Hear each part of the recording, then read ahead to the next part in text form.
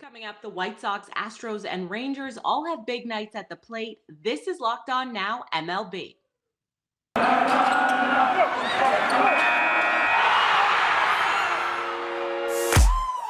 The biggest games, the best performances, expert analysis. You are Locked On Now. Welcome in. You're listening to Locked On Now MLB, local experts weighing in on the biggest stories in baseball. I'm your host, Kainani Stevens. Thank you for making Locked On Now your first listen every single weekday. We've got our Locked On MLB hosts here. They're going to recap everything for you from yesterday. Luis Castillo may be a trade piece at some point, but for right now, he's still a Red. And yesterday, he silenced the Chicago Cubs in our best performance. Best performance. Hold up. Luis Castillo dominated the Chicago Cubs lineup at Wrigley on Tuesday. He struck out 11 Chicago hitters in just 6 innings of work, enough to give Cincinnati's offense time to put it away. And our Locked On Reds host has a win to discuss. If you are the general manager of a playoff contender in either the National League or the American League, number one, thanks for watching. Number two, what are you doing if you're not trying to get Luis Castillo on your team? He was phenomenal on Tuesday night. Absolutely brilliant. 6 innings, 11 strikeouts. He only allowed 8 total base runners. I mean, the Chicago Cubs had no answer for him. Didn't know what to do with him. He loaded the bases in 1 inning just so he could feel challenged. That was a masterful performance by Luis Castillo.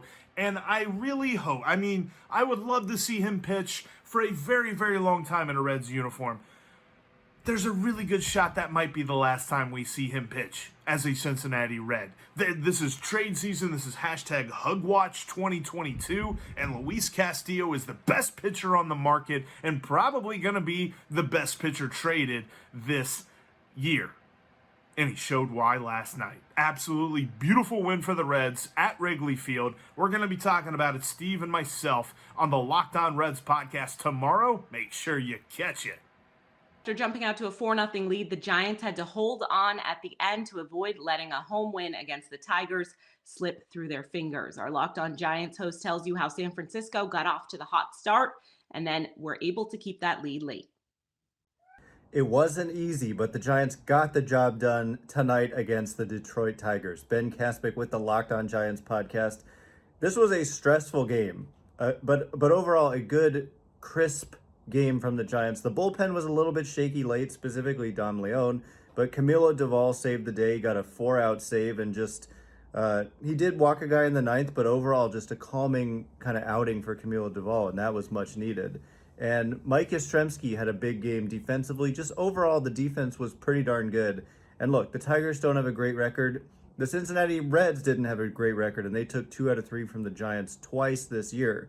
So a couple of clutch hits, Evan Longoria, Mike Yastrzemski, like I said, crisp defense, Carlos Rodon just doing what he does, and add it all up, and it was a much-needed win on City Connect night for the Giants. So we'll break this one down on tomorrow's Locked On Giants, where it's your team every day. The White Sox tagged 11 runs on the Angels in Anaheim yesterday, getting Chicago back into the win column after losing 5 of their last 6 games. Locked On White Sox and Angels review the 17-hit night for Chicago. The Chicago White Sox got back on track in a major way Tuesday night, beating the Los Angeles Angels 11-4. Sox offense exploded. Big night from Jose Abreu, Tim Anderson, Luis Robert. They each had 3 hits. Sebi Zavala got in the action, as well as Josh Harrison. All starters except for Gavin Sheets and Andrew Vaughn had a hit. White Sox starter Johnny Cueto had a pretty nice outing, had some trouble early on, gave up 3 home runs in an inning, back-to-back shots from Trout and Ohtani.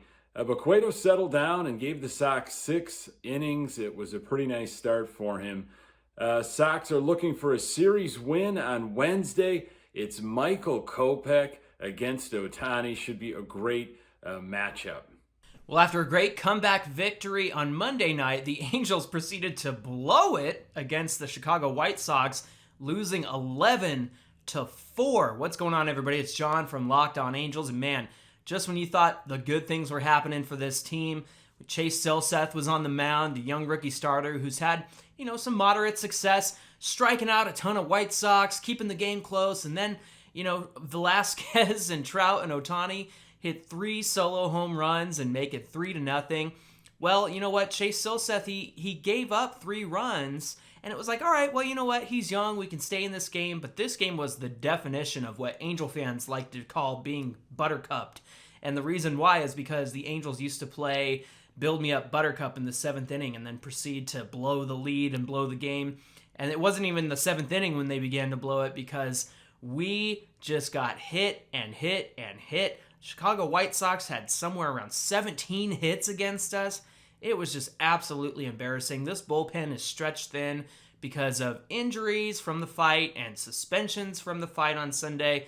So this is really costing us a lot. The Angels got to make some moves to be competitive again. Hopefully they can salvage this series and take 2 out of 3 tomorrow. Mike and I are going to talk all about it on Locked On Angels. We hope you'll join us wherever you get your podcasts or on YouTube. The Guardians and Twins played 2 in Cleveland yesterday, and the Guardians just barely managed to get a split. Locked On Guardians recaps a very long day. So the Guardians could have easily lost both of these games. It took an 8th inning rally to get them across the finish line in Game 1. If they had lost them both, you'd be staring a 7-game losing streak for this team instead of a 1-game losing streak. Still, they've lost 6 out of 7, which is not all that better, let's be honest. They managed 10 total hits over the 2 games. In the second game alone, the Twins had 13. Now, honestly, in the second game, they were just throwing guys out there and just letting them die on the vine at points. It was very, Anthony Castro is a sacrificial lamb as the guy they called up just for the doubleheader. It's not been a great week. We'll get into on Locked On Guardians ways to improve this team. Very easy ones. If it's call-ups, if it's trades. This is the youngest team in baseball. They are contending. They still have a chance at the wild card. Small improvements need to be made. There's no doubt about that. So make sure to check out Locked On Guardians again every day to hear about ways to improve this team and who the next young waves of talent are going to be to make this team better and help get them over the top and back into the postseason. Coming up, the Phillies struggle to find some offense without Bryce Harper, and the Rockies have the Dodgers' number this season. This is Locked On Now MLB. Today's edition of Locked On Now is brought to you by Built Bar, the best tasting protein bars on the market. They're all made with 100% real chocolate, and there's tons of different flavors, Today's edition of Locked On Now is brought to you by Built Bar, the best tasting protein bars on the market. They're made with 100% real chocolate, and they have dozens of different flavors. Their newest one, Coconut Brownie Chunk Puff, has that protein-infused marshmallow. You definitely want to check that out. Head over to Built.com. You can use our promo code LOCKED15. Gets you 15% off of your order. Just put in that promo code LOCKED15. Get you 15% off your order at Built.com. Welcome back to Locked On Now MLB. I'm Kainani Stevens. Thank you for making Locked On Now your first listen every single weekday. Let's continue now with our look around the league. Go around the league. The Phillies still need an answer for that Bryce Harper-sized hole in their lineup, and it did not come on Tuesday, with the Braves taking advantage for a 5-3 win. Locked On Phillies says this lineup without Harper is just not getting the job done.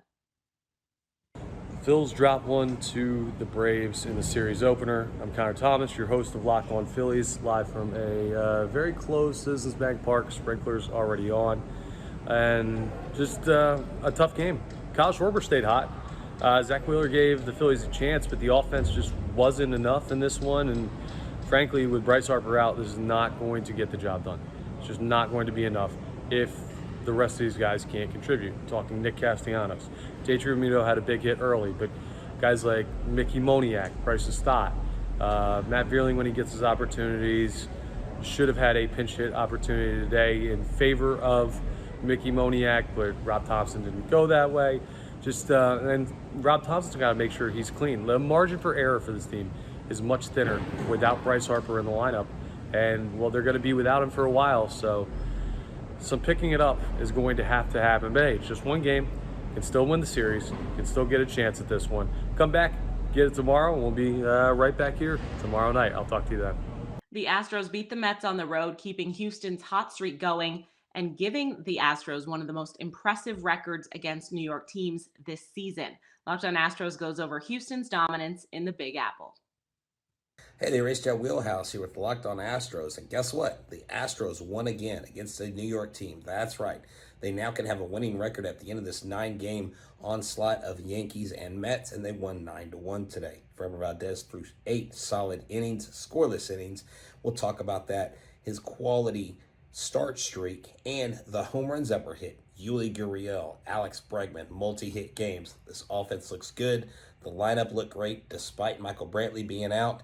But that's okay. The Astros kept plugging away. So stay tuned in to Locked on Astros. Subscribe to our YouTube channel and check us out on Apple, Google, or Spotify, or wherever you get your podcast or the Odyssey app. Remember, we're your team for the AL West champion and leaders, Houston Astros. Your team every day. Go Stros. The Rockies have had the Dodgers number so far this season. Colorado picked up its 4th straight win against Los Angeles on Tuesday night. Locked on Dodgers can't figure out why LA can't win against Colorado, while Locked on Rockies tells us just how rare it is to be this good against the Dodgers. Look, here's the thing, guys. I don't get it either. What's up? It's Jeff from Locked on Dodgers. Dodgers lost to the Rockies again, 7-4, I think. Hit 3 home runs, but other than that, the offense was pretty non-existent, and an uncharacteristically terrible game for Clayton Kershaw. 4 innings, 6 runs, allowed 13 base runners in 4 innings. He just didn't have it today. It's not something we're used to seeing from Kershaw really ever, even this diminished version of Kershaw. He's not the guy who won the MVP in 2014, but he's still pretty darn good, and he was not tonight. So it happens. I don't know. I've got some theories. I don't know. I feel like the further we are from real baseball, I feel like this Dodgers team is built to play real baseball, and they struggle in extra innings because Rob Manfred makes up stupid rules. They struggle in Colorado because it's not a real stadium, and you shouldn't play baseball in Colorado. I don't know, but they do sometimes play well in Colorado. But so far, they've lost 4 out of the first 5 to the Rockies this year. I don't know. Maybe they're going to win the last 14 against the Rockies, end up, 14? Yeah, so end up 15-4 against them. I'll take it, but for right now, it's frustrating. Dodgers lose. Padres are currently winning, so chances are the Dodgers lead is down to half a game after tonight. So check out Locked on Dodgers. We'll talk all about this. Make us your first listen. Rock on Rockies fans. Paul Olden here from the Locked on Rockies podcast. Another win for the Rockies against the Dodgers, 4 in a row now. That is the first time since 2017 that they've won 4 in a row against the Dodgers. And according to Danielle Allentuck here on Twitter, it's the first time since 2016 that they've won consecutive home series against the Dodgers as well. Kyle Freeland and the Rockies' entire pitching staff not in too much trouble from the solo shots that they give up there. That's how the Dodgers do most of their damage on offense. Charlie Blackmon and the Rockies offense comes alive and takes down Clayton Kershaw, scoring runs in the first 4 innings, sometimes multiple runs. Exactly what you need to do to beat the Dodgers. The Rockies get a big-time series win and a sweep of the Dodgers on the line tomorrow. You absolutely love it. And a good time in Denver. Absolutely. Kyle Freeland, Charlie Blackmon, the players of the games. Absolutely. And hey, Daniel Bard doesn't let the team down there as well, even with that one big solo home run. So again, lots to love about this series win for the Rockies. Lots of work left for the Rockies, but hey, this tough stretch is starting off on the right note for the boys in purple. We'll break it all down right here on Locked on Rockies. The Rangers tweaked their lineup, and it worked to the tune of 7 runs in the first 4 innings against the Royals yesterday. 3 Marcus Semien hits and 4 RBI later. Locked on Rangers has all the details.